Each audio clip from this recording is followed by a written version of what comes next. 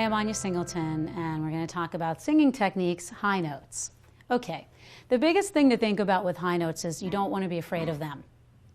That sounds like obvious, but I can tell you as somebody who has a lower voice that high notes used to be very scary for me, and I had to think about the best way to approach them in order to make them work for me. With a high note, it's really about, you have to think about when you're making a high note, the vocal folds are going to vibrate much more quickly than they will when you're singing, in a lower register. So because they are going to vibrate more quickly, you need to really have more breath control. And it's kind of makes sense. It's like if you're going to run a really fast race and you're a sprinter, then you're going to need to be able to use your energy in your body, use up your energy faster in a different way than you would if you were going to spread it out over a long distance race. So with high notes, you want to think about making sure your breathing is really supported. You may need to take more breaths in order to sustain it.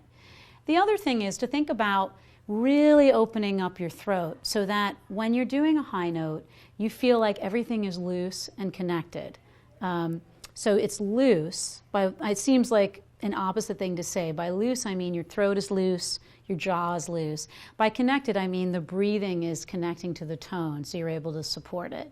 So if you feel like you're straining, then what you want to do is check three things. Your posture.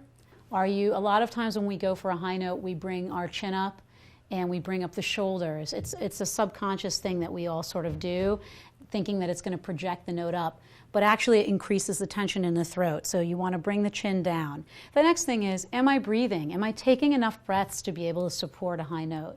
And the third thing is, what are some great exercises that work well for my high range? I think the humming and getting higher up the scale is a great one. I think doing very gentle sort of cascades down are great. And by that I mean, pick a note that's kind of high. So for me, let's say I pick an F, right? And what I'm going to do is I'm going to just gently slide all the way down. So this way I'm not putting any strain. It doesn't have to be perfect, but I'm touching the note and letting everything fall off.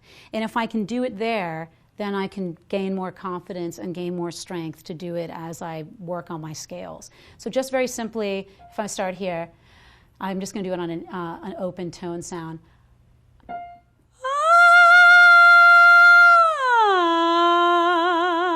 Right, I'm just letting it fall all the way down the octave. And I should be able to continue that down half a step.